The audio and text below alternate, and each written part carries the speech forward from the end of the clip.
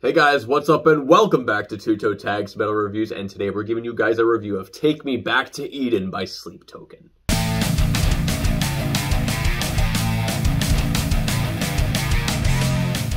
So we've listened to this album non-stop throughout the entire week, and I'm going to throw the floor over to Vile's self because I'm really curious as to his thoughts after listening to this album for an entire week.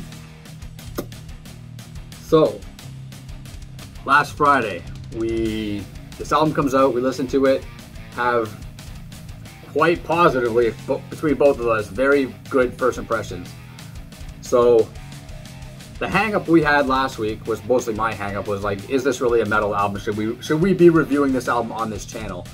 And we talked about it, we debated it, and ultimately I lost that battle and we ended up reviewing it. So, so we started listening to it, and I'm fine, you know, Friday, I'm fine Saturday. Come Sunday, I started getting fatigue. Like, honestly, pretty early on, I started getting a little bit of fatigue. And I'm like, okay, what's going on here? Is this a me problem, or is this an album problem? And I couldn't get the genre out of my head. I mean, I'm hung up on it, I'm so sorry. He's gonna be so mad at me. I couldn't get it out of my head. I kept thinking, I feel like I'm listening to an R&B album. I'm like, I'm a kid, I grew up in the 90s, okay? I grew up in a small town. We didn't really have a record store. There was no way for me to explore new music, so I had what was on the TV. And in the 90s, there was this surgence of R&B. You had TLC and Boyz II Men and D'Angelo and Tony Braxton and Brandy and Boyz II Men and all these artists, R. Kelly, whatever, on your TV all the time. When I'm listening to the Sleep Token album, it kept reminding me of all that stuff.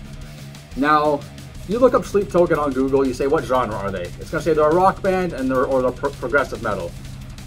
And I'm thinking, why are they progressive metal? So, you get these elements of songs that are definitely metal, you know, they're definitely metal, but they're so few and far between, I'm having trouble wondering how they're really justifying it.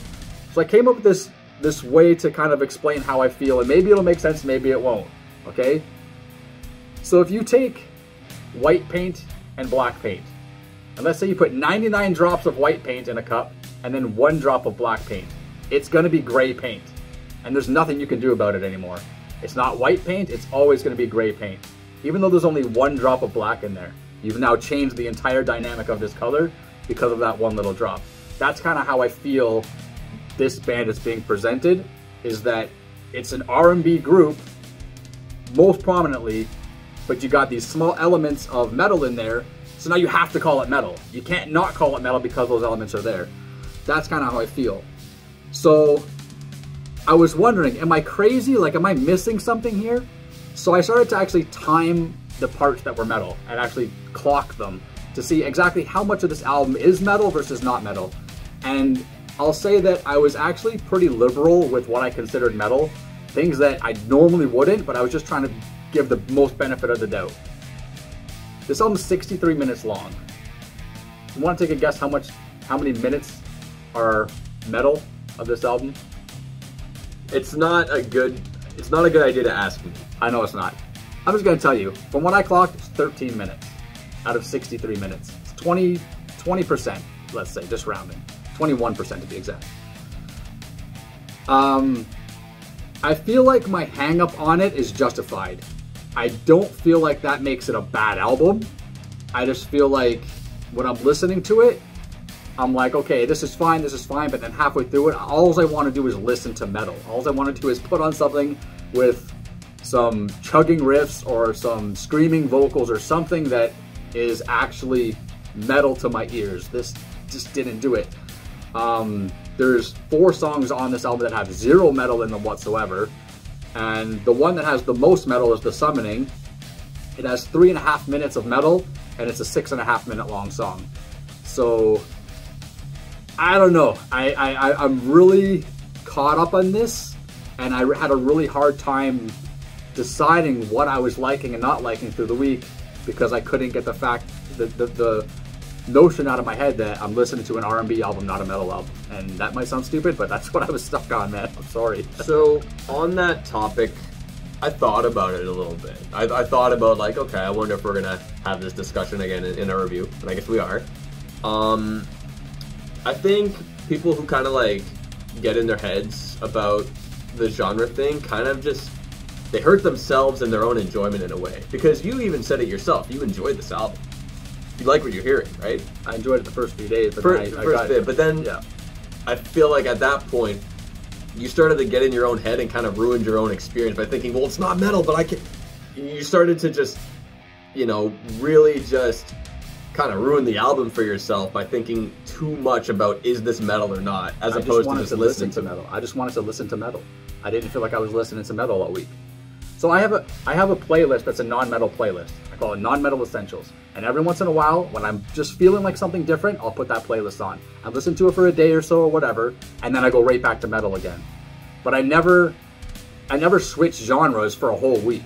And I feel like I did that here. I feel like it was almost not a torture, but I feel like I was just craving just listening to more metal. And I don't even care what genre of metal. It could have been thrash, black, death, whatever. I just feel like I needed to listen to more metal, and this was not craving that itch. It wasn't scratching that itch for me. And I wasn't in the mood to listen to something outside of metal, and that's what this is. So it's not like that's, but at the same time, genre becomes very subjective in some cases. In this band, it's a bit tricky. I believe this is a metal band. I believe this is a metal album. I think there are other metal bands and other metal albums that are comparable to this. I think a good example is Loathe. A lot of people who like Loathe like Sleep Token, and it makes sense. Hell, Sleep Token covered a Loathe song at one point. I mean, they're both UK based, so whatever. But, you know, I was thinking about this even more recently. You take a song that, I don't even think you heard the song. It's called Face of Melinda by Opeth. Essentially, that song has the same structure of like the average Sleep Token song. It kind of starts quiet, soft, and serene, really kind of butters you up, and then as it goes, it really starts to hit you hard with the riffs. There's not even any harsh vocals in that song, and that song is from an album when Opeth was, you know, progressive death metal. And I would say Sleep Token falls more in line with that, but would you say that Face of Melinda is not a metal song? No, and I'll tell you the reason. I haven't even heard that song, but I'll tell you the reason is probably because the drum beat is not an R&B drum beat. He uses drum brushes on that song, which is something that you don't normally see in metal. Not normally, but again, how much of the album is he using drum brushes? It's just that song.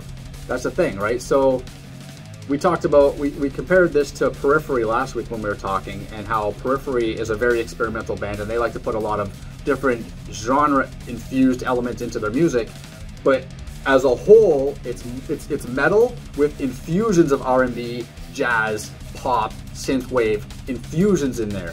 This, I feel like, is the inverse. It's an R&B album with metal-infused, jazz-infused, you know, this and that infused.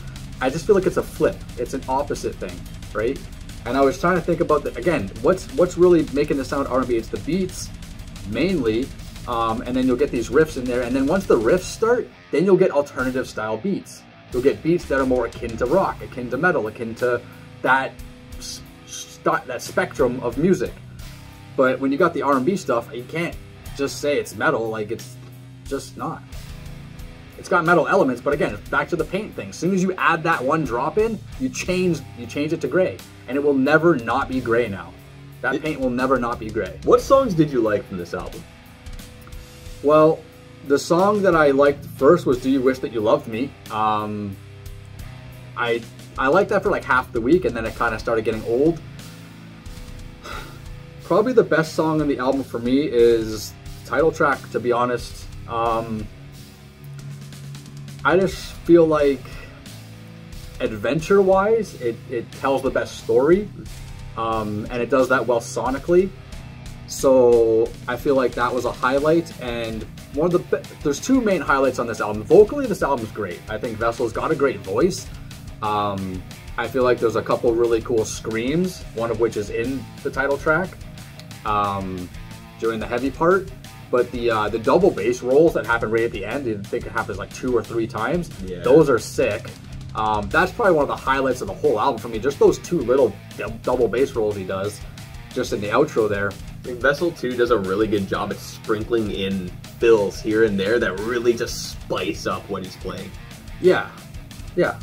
So, I mean, I don't think any of the songs are bad particularly. I'm not trying to come across as this album sucks or anything like that. Like, that's not my thing. My issue is I just wasn't into it because it wasn't satisfying my music taste cravings. Well, I mean, as for myself, I guess I had the opposite. I loved this album, straight up. I think it was great. I think it tells a great story sonically from start to finish. I mentioned last week that it kind of felt like I listened to a movie. I still feel that way. I feel like the way that this album is paced feels like it's a movie.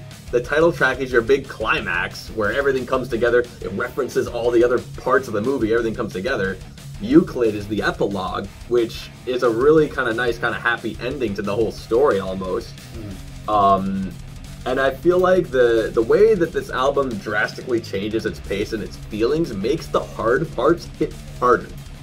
You get a song like Ascensionism, which starts with this sad piano bit, then you kind of got this R&B rapping section, and then when the full band comes in, it hits like a truck. And that, I feel like the way the setup allows for such a strong payoff, and this band does that consistently.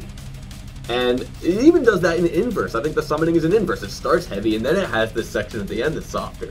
So it flips that on its head, but still, the contrast is what really makes it interesting. It's like, wow, you're really going on this big adventure throughout all the tracks. That's an interesting take. It's an interesting way to see it. And I was finding myself just enjoying more songs more and more. Like, if I have a criticism, and this is not even really about the album itself, but I wish that this band did not release half the album before its release. Yeah, I hate that too. Even though it was fun to be hyped and check out all the songs, and wow, this song's cool, this song's cool, this song's cool, but when the album came out, I'm like, I already know what half of this sounds like. Yeah, man, too many bands are doing that these days. And I guess my genuine reaction then would have been my genuine reaction listening to it here, but I had listened to the songs like before the album came out because I enjoyed them, right? So I feel like when I first heard the album there was a bit of fatigue, but even so, I think the songs are good enough to the point that I was enjoying them anyway. Another thing I really like about this album, and I guess this band as a whole, is that everything is really catchy.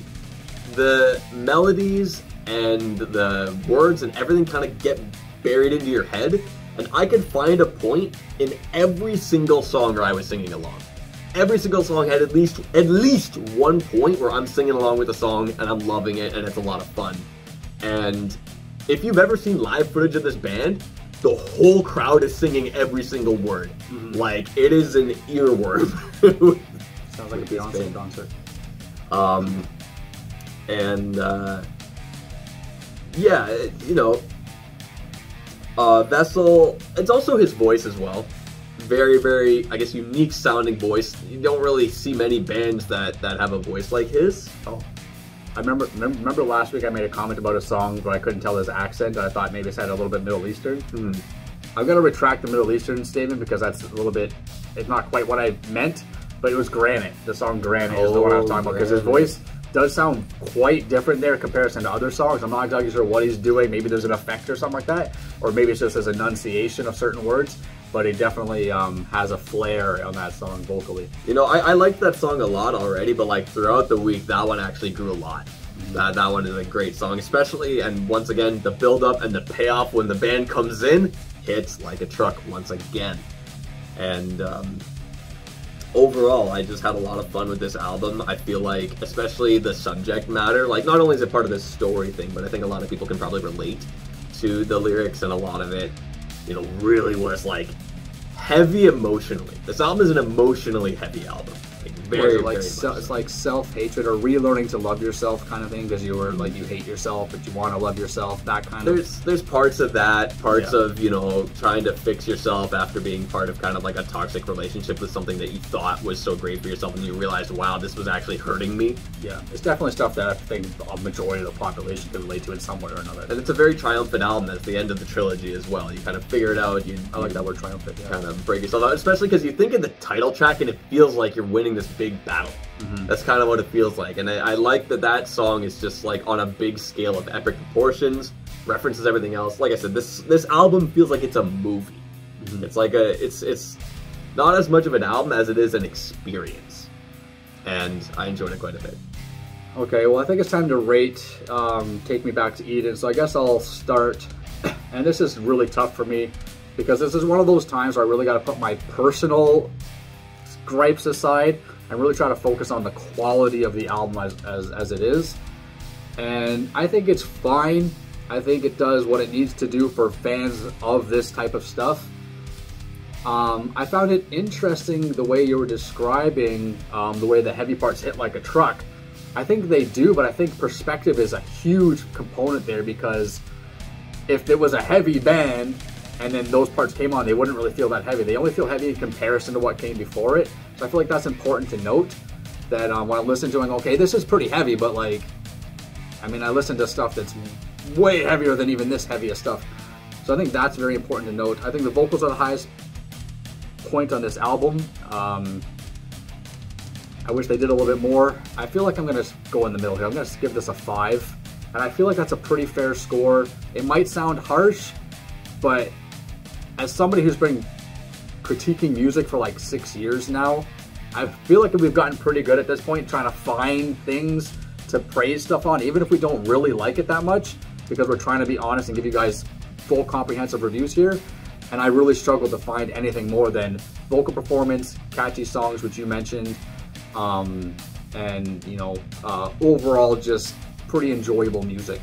So it's gonna be a 5 for me. Sorry. All right. Well, I've noticed that this album is kind of divisive in terms of like the grand scale of metal, but I don't think it's the first one to do that. Like, everyone was complaining about Ghost being not metal when they blew up in 2015, but where are those people now? Yeah. So like Sleep Token's blowing up right now. In a few years, people probably won't be feeling the way they are about the whole genre thing like they are now. Maybe. But this album, I still think, is a really, really large scale experience, and I think it's really accessible to kind of put on just for people in general. Like, you don't, if you kind of get the whole genre talk out of your head, you can put this on and enjoy something. I think so too, but not for a whole week.